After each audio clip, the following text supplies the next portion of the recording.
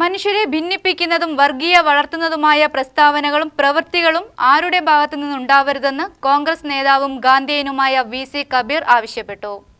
വിദ്യാസമ്പന്നവും സംസ്കാരസമ്പന്നവുമായ കേരളത്തിൽ കുറച്ച് ദിവസങ്ങളായി രാഷ്ട്രീയ നേതാക്കന്മാരും സമുദായ നേതാക്കന്മാരും കൂടി നടത്തുന്ന ചർച്ചകൾ എന്നെ ഭയപ്പെടുത്തുന്നു.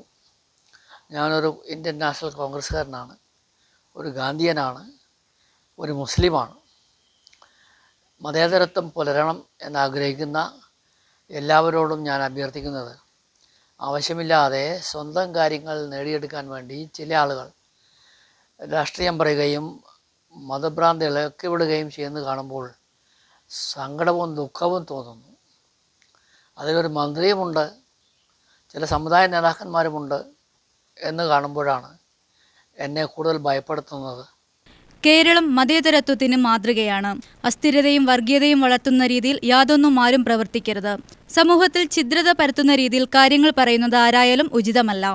ഒരു മന്ത്രിയുടെ ഭാഗത്തുനിന്ന് തന്നെ ഇത്തരം പ്രസ്താവനകൾ ഉണ്ടാകുന്നതിൽ സങ്കടവും ഖേദവുമുണ്ട്.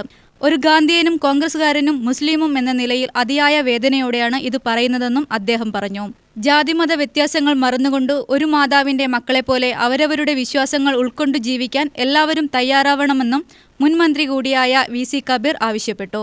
മഹാത്മാഗാന്ധിയുടെ പേരിൽ ഒരു ഇന്ത്യക്കാരൻ, ഒരു കോൺഗ്രസ്സുകാരൻ, ഒരു ഗാന്ധിയൻ എന്ന നിലയിൽ, ഒരു മുസ്ലിം എന്ന നിലയിൽ എല്ലാ മലയാളികളെ സഹോദരന്മാരോട് ഞാൻ അഭ്യർത്ഥിക്കുന്നു, ഇത്തരം രാഷ്ട്രീയ ചർച്ചകൾ അവസാനിപ്പിക്കുകയും ജാതി വ്യത്യാസമില്ലാതെ അവനവൻ്റെ വിശ്വാസങ്ങൾ പുലർത്തിക്കൊണ്ട് ഒരു മാതാവിൻ്റെ മക്കളെപ്പോലെ കഴിയാൻ നമ്മൾ പ്രതിജ്ഞ എടുക്കണമെന്ന് മഹാത്മാഗാന്ധിയുടെ പേരിൽ, ശ്രീനാരായണ ഗുരുദേവൻ്റെ പേരിൽ, മറ്റ് മഹൽ വ്യക്തികളുടെ പേരിൽ വിനയപൂർവ്വം ഞാൻ നിങ്ങളോട് അപേക്ഷിക്കുന്നു.